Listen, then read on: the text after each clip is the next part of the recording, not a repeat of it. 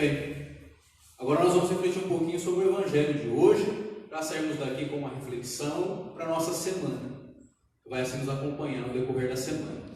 Uma reflexão a respeito do capítulo 16 do Evangelho de Mateus, que foi o que nós lemos na missa de hoje, que é um trecho assim bastante conhecido do Evangelho, aonde dá a entender que Jesus fundou uma igreja, não é isso? Todo mundo prestou atenção na leitura, deu a entender que Jesus fundou uma igreja. Mas aí nós já temos um problema. Vocês podem falar, pois é, padre, mas vocês nos dizem sempre que Jesus nunca fundou igreja nenhuma. Então como é que fica essa história? Em quem nós acreditamos? Em vocês ou no Evangelho? E é exatamente isso. Ter o senso crítico sempre. Se nós nos perguntarmos se Jesus fundou ou não uma religião, se vocês perguntam isso, por exemplo, a Igreja Católica Apostólica Romana, que penso que é a igreja de berço da maioria das pessoas que aqui frequentam, inclusive as dos padres que aqui estão, a Igreja Católica Apostólica Romana nos diz que, claro, que Jesus fundou uma igreja, a Igreja Católica, não é? E justificam isso usando esse trecho que nós ouvimos. Ora, Jesus fundou sim uma igreja nos ombros de um homem chamado Pedro, que era discípulo de Jesus, e ainda vai dizer que aquilo que esse Pedro ligou no céu será ligado, aliás, aquilo que Pedro ligar na terra será ligado no céu, e o que Pedro desligar na terra será desligado também no céu. Esse trecho específico do Evangelho, a Igreja Católica usa até hoje para dizer que tudo aquilo que ela faz em nome de Deus tem validade, e aquilo que ela desliga deixa de ter validade.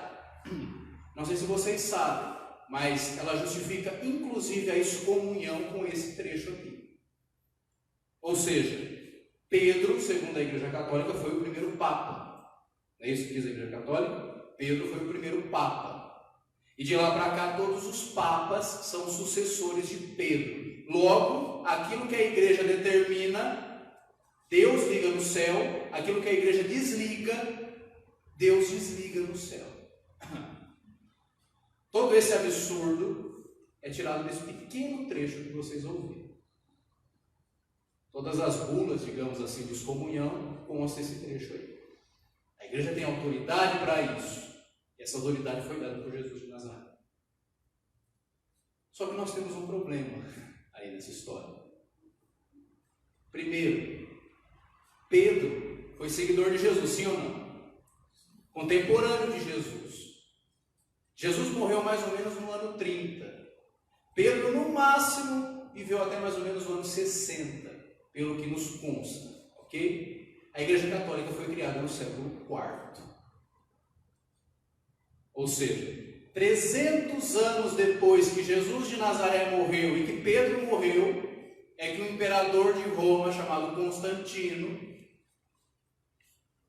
vai então tornar a religião cristã a religião oficial do Império Romano. Por isso o nome, Igreja Católica Apostólica Romana. Por quê? Porque a partir do século IV, essa é a Igreja oficial de Roma. Portanto, existe um abismo histórico que é impossível ligar a figura de Pedro com a figura do primeiro Papa. O primeiro Papa foi Constantino, se nós fôssemos pensar.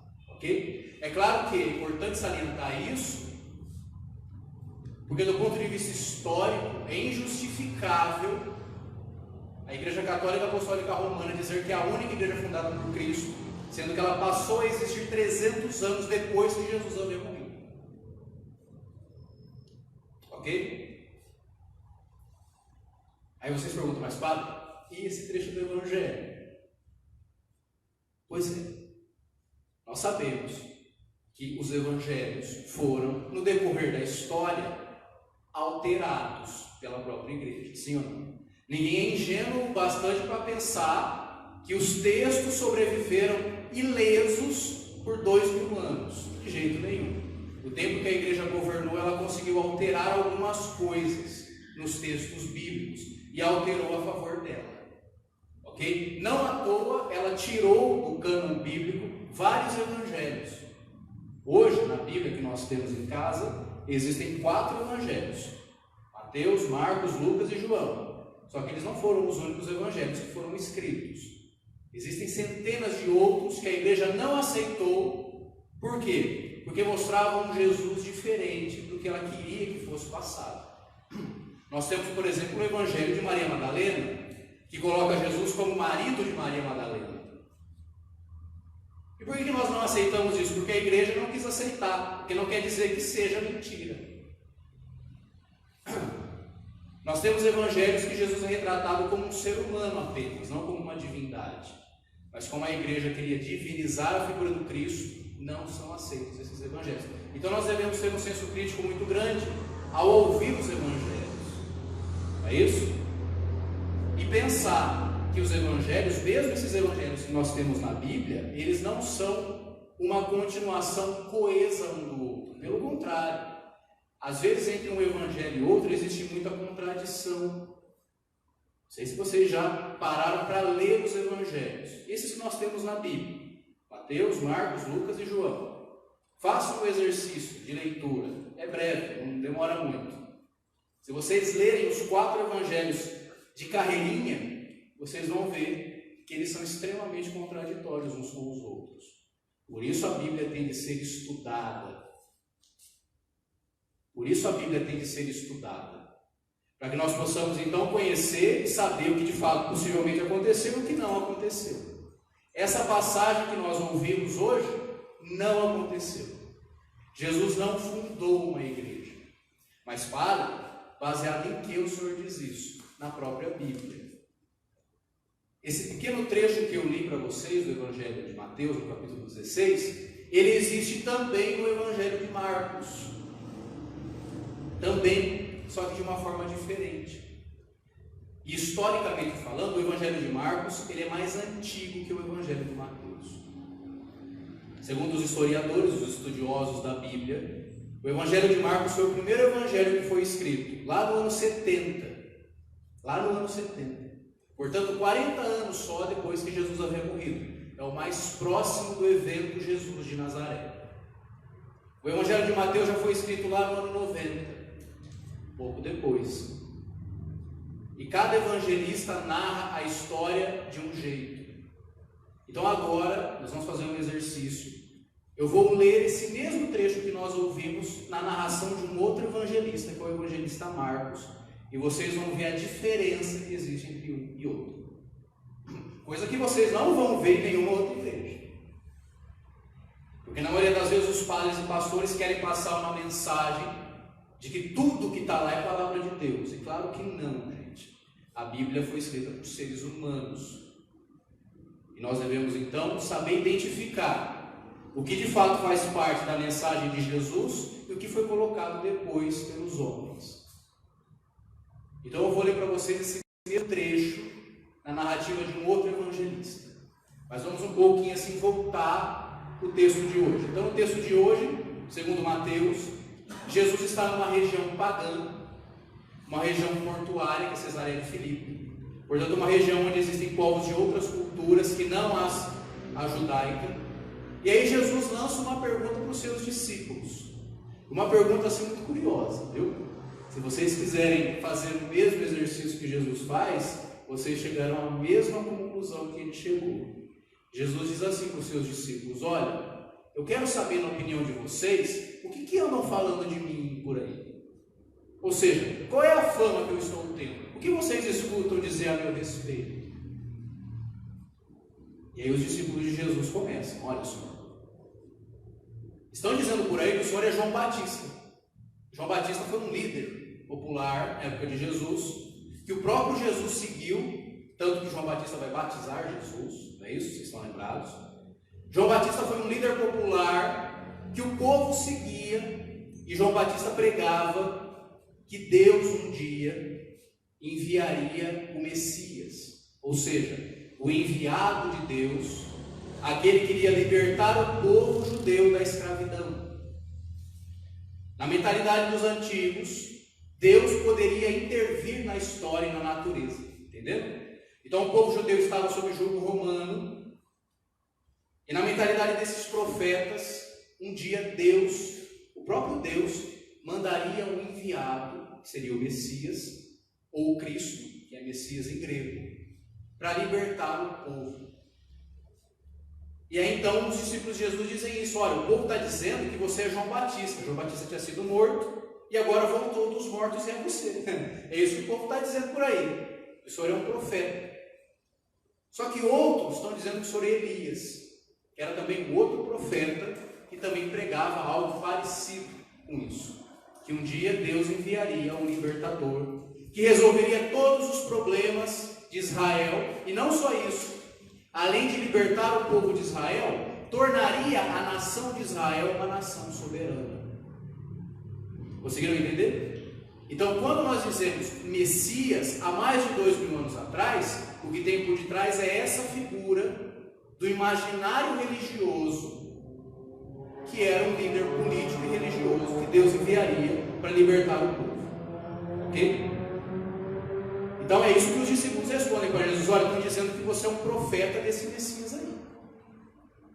Aí Jesus não fica muito contente com isso não, né? Aí ele piora um pouco a pergunta. E ele diz para os seus discípulos: bom, tudo bem, isso é o que o povo está dizendo. Mas e vocês que andam comigo? Quem dizem que eu sou? Quando nós fazemos essa pergunta, experimentem fazer essa pergunta para pessoas que convivem com vocês: quem sou eu, na sua opinião?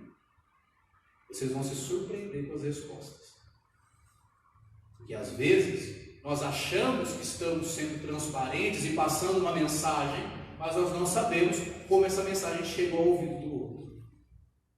Não sabemos.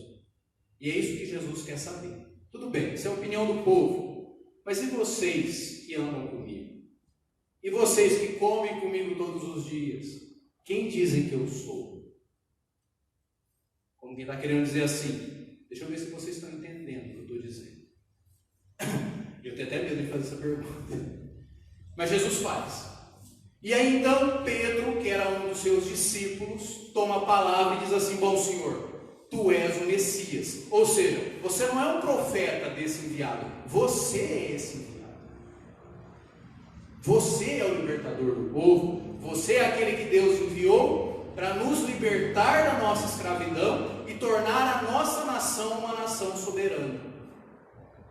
No evangelho que nós ouvimos, o que Jesus faz para Pedro, o que Jesus fala para Pedro, dá ênfase no que Pedro diz. Corretíssimo, Pedro. E te digo mais: vou fundar a minha igreja sobre os seus ombros. E por aí em diante. Ou seja, Jesus assina embaixo do que Pedro está dizendo. Agora, uma perguntinha: dentro do que vocês já escutaram, das pregações tanto do Padre Beto quanto das minhas, Jesus é isso? Sim ou não? Não.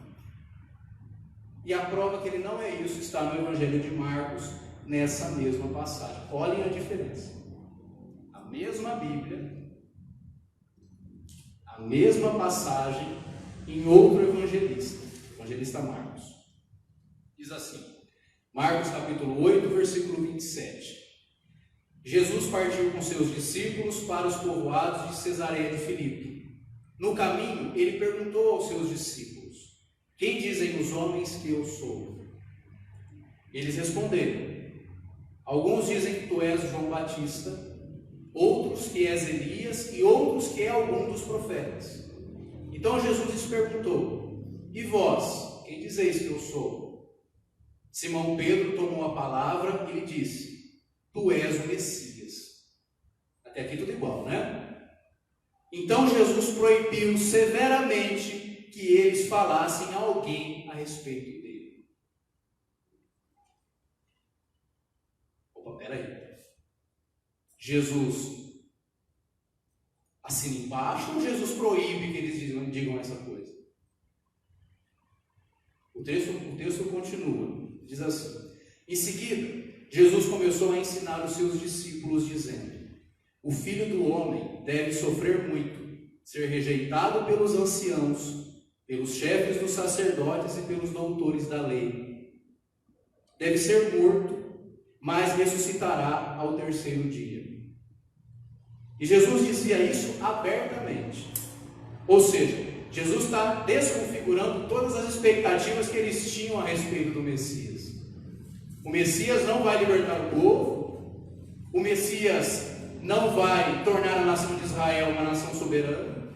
O Messias vai ser rejeitado, morto, mas vai ressuscitar. Aí então Pedro levou Jesus para um lugar à parte e começou a repreendê-lo. Jesus virou-se, olhou para os seus discípulos e disse para Pedro: fique longe de mim, Satanás, você não pensa como Deus, mas pensa como os homens. Então, no Evangelho, Jesus repreende Pedro e diz para ele assim: olha, sai de perto de mim, porque a sua cabeça não é a cabeça de Deus, mas a cabeça dos homens. E no outro Evangelho, Jesus diz: tu és Pedro, você está correto, e sobre você eu vou edificar a minha igreja. E aí, com qual dos dois nós ficamos? É a mesma passagem.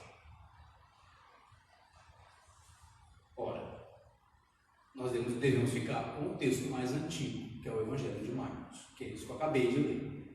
Porque é incoerente nós pensarmos que Jesus iria enfatizar tal ideia. Jesus era alguém que dizia que os problemas que competem à humanidade, cabe à humanidade resolvê-los.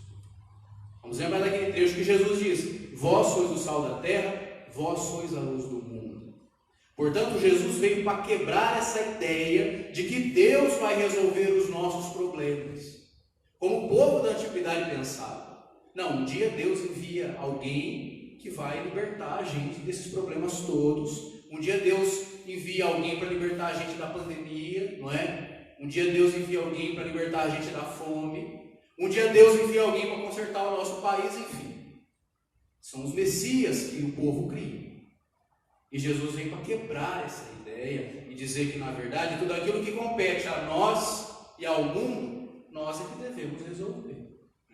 Porque nós temos uma tendência a terceirizar as responsabilidades que a nós cabem. Não é isso que o povo faz? Então a política é corrupta, não é isso? Política é tudo corrupto. Mas um dia chega alguém que não é corrupto, e aí todo mundo vai idolatrar essa pessoa. Não, a política é corrupta? Você não seja. Você não seja. Deus nos deu a sabedoria, a ciência, para que nós possamos resolver, por exemplo, essa pandemia que está aí. A cura dessa pandemia, minha gente, vai vir pela mão dos cientistas. Por quê? Porque Deus age através da ciência. E o próprio Jesus diz isso. Se eu não sou capaz de enxergar Deus no próximo, eu não sou capaz de enxergar Deus em lugar nenhum.